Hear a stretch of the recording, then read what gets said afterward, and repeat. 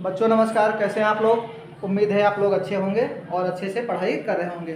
तो आइए, आज का मैंने जो मीराबाई जी का लिखा हुआ पदावली शीर्षक का एक पद मैंने रखा है। बहुत ही अच्छी रचना है मीराबाई जी की भगवान कन्हैया के प्रति, और वो कन्हैया को किस रूप में अपने मन में बसाना चाहती हैं, ये पूरी हम व्याख्या पढ़ेंगे। और फिर इसके रिलेटेड कौन कौन से प्रश्न आ सकते हैं परीक्षाओं में, वो हम पढ़ेंगे, और किस प्रकार से आपको उसका उत्तर लिखना है ये बताएंगे। तो आप लोग जो है वीडियो को बिना स्किप किए हुए पूरा देखिएगा, बिल्कुल मन लगा के देखिएगा। और एक छोटी सी रिक्वेस्ट है, अगर आप चैनल पर नए हैं तो वीडियो को लाइक करिएगा और चैनल को सब्सक्राइब करिएगा तथा ज़्यादा से ज़्यादा इसको शेयर कीजिएगा। धन्यवाद। तो आइए देखते हैं, बिना समय गंवाए हुए आपको टॉपिक पे लाता हूँ। देखिए, मीराबाई जी लिखती हैं कि बसो मेरे नैनन में नंदलाल, अर्थात वो कृष्ण को कौन से रूप को अपने आंखों में कैद करना चाहती हैं।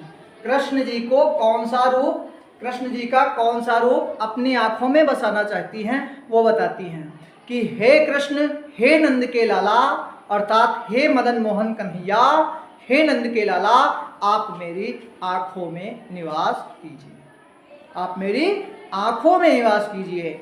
और कैसे रूप को आंखों में बसाना चाहती हैं, कहती हैं कि मोर मुकुट मकराकृत कुंडल, ठीक है, मोर मुकुट, जो मोर का मुकुट धारण किए हुए हैं, और मकराकृत, बच्चों दो शब्द से बना है, मकर प्लस आकृत, अर्थात जिसकी मछली के जैसे आकार के कुंडल पहने हुए हैं।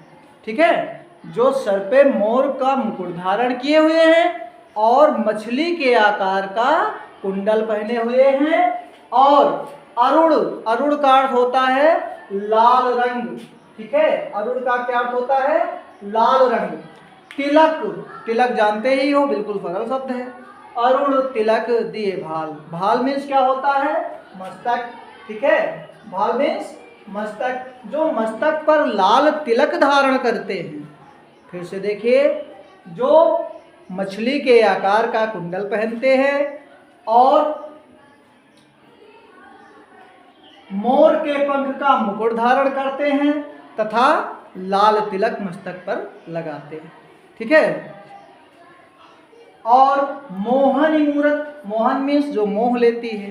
कृष्ण की मूर्ति कैसी है, सबको मोहित करने वाली है। ठीक है, इसीलिए उनका नाम क्या है, मनमोहन, अर्थात मन को मोह लेने वाला। तो जिनकी मूर्ति मोहित करने वाली है, और सांवले जिनकी शरीर है, जिनका सांवला सूरत शरीर, जिनका सांवला शरीर है, और जिनके नेत्र विशाल, अर्थात जिनके बड़े बड़े नेत्र हैं, जिनके विशाल नेत्र हैं, जिनकी मोहनी जैसी मूर्ति है और सांवला जिनका शरीर है, तथा अधर सुधा, सुधा मीन्स अमृत होता है बच्चों, सुधा मीन्स अमृत। ठीक है, जिनके अधर मीन्स होंठ, पता ही है, सरल शब्द है ना। तो जिनके होठों पे अमृत का रस विराजमान है।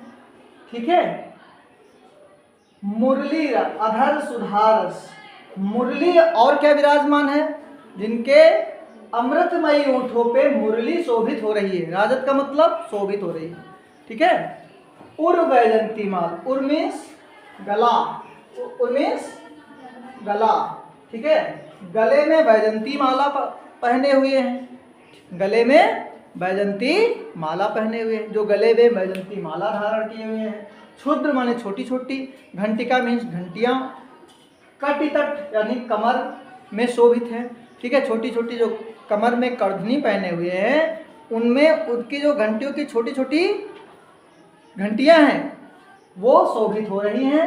तथा नूपुर शब्द रसाल, नूपुर मीन्स, नूपुर मीन्स पायल, नूपुर मीन्स हाँ, और जो पैरों में पायल पहने हैं, उनके जो बजने पे जो शब्द होता है, जो शोर होता है, वो बहुत ही रसाल अर्थात आनंदित करने वाला होता है। रसाल का अर्थ आनंद, रस मीन्स आनंद होता ना, तो रसाल मीन्स आनंदित करने वाला होता है। मीरा प्रभु संतन सुखदायी, मीरा के प्रभु संतों को सुख देने वाले हैं तथा भक्तों की रक्षा करने वाले हैं। भक्त वत्सल गोपाल, और कौन है, गोपाल अर्थात कृष्ण। ठीक है, मीरा के प्रभु जो संतों को सुख देने वाले हैं तथा भक्तों की रक्षा करने वाले हैं, ऐसे मीराबाई के प्रभु मदन मोहन गोपाल अर्थात कृष्ण जी हैं। तो ये तो आपकी व्याख्या थी, इसको मैंने पहले पढ़ाया है आप लोगों को। इसके रिलेटेड जो क्वेश्चन आंसर हैं इनको हमें बताना है और दोबारा मैंने रिवाइज करा दिया है, संभवतः उम्मीद है आपको आ गई होगी। तो जैसे प्रस्तुत पद्यांश का संदर्भ लिखिए, कोई भी आप व्याख्या लिखेंगे तो अब किस एग्जाम में सबसे पहला रिलेटेड जो उससे क्वेश्चन बनता है वो संदर्भ का बनता है। अब संदर्भ मीन्स आपको पता होना चाहिए कि ये किस पाठ से लिया गया है और इसको किसने लिखा है। ओके, तो हमने बताया मीराबाई के द्वारा लिखा गया है और इसको पदावली शीर्षक पाठ से संकलित किया गया है। ठीक है, आपके हिंदी काव्य में है। ठीक, 3 बातें मेन होती संदर्भ लिखने में, बुक का नाम, शीर्षक का नाम और लेखक या कवित्री का नाम, कवि का नाम। तो आप लिखेंगे संदर्भ, इसका जैसे है प्रस्तुत पद्यांश का संदर्भ लिखिए, तो संदर्भ आप लिखेंगे संदर्भ प्रस्तुत। अब ये काव्य पाठ है ना बच्चों, ठीक है, तो क्या है, पदावली शीर्षक है, तो आप लिख सकते हैं पद, प्रस्तुत पद, या पंक्तियां भी लिख सकते हैं। ठीक है, तो प्रस्तुत पद। अब ये शीर्षक है ना, तो इसको जो है सिंगल इन्वर्टेड कॉमा में कैद कर दो। ठीक है, प्रस्तुत पद हमारी पाठ्यपुस्तक, हमारी पाठ्यपुस्तक हिंदी काव्य, हिंदी काव्य, इसको भी जो है इन्वर्टेड कामा में, सिंगल इन्वर्टेड कामा में कैद करो। और आप जो है इसको अंडरलाइन भी कर सकते हैं, हाईलाइटेड का प्रयोग कर सकते हैं, हाईलाइटर का प्रयोग कर सकते हैं इसमें। ठीक है, हिंदी काव्य के कौन सा शीर्षक का नाम है, पदावली, पदावली शीर्षक से, शीर्षक से संकलित है। ठीक है, अब पदावली जो है इसको भी आपको हाईलाइटेड करना है। ठीक है, या तो सिंगल इन्वर्टेड कामा में बंद करो और या फिर इसको जो है किसी ब्लैक स्केच से या हेडिंग से इसको जाहिर करिए, संकलित है। ठीक है, इसकी लेखिका, इसकी लेखिका कौन है बच्चों, इसकी लेखिका मीराबाई है, मीराबाई जी हैं। ठीक है, अब इसको भी आप जो है मीराबाई का नाम भी जो है हाईलाइटेड करना है। 3 चीजें आपको हाईलाइटेड करनी है।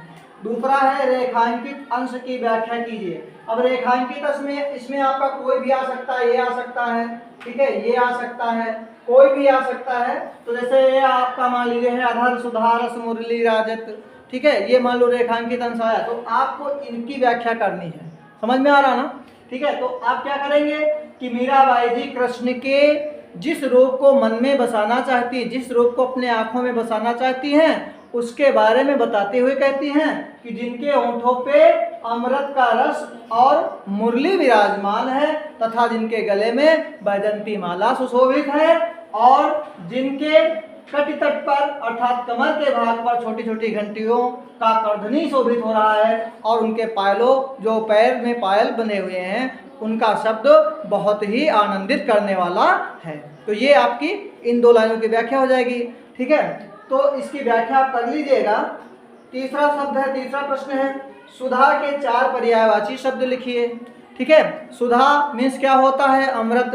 अमृत के 4 पर्यायवाची आप देख सकते हैं, अमीय, ठीक है, पीयूष मीन्स भी अमृत होता है, ठीक है, अमीय, पीयूष, और सोम मीन्स अमृत होता है, तथा अमी, सोम, पीयूष और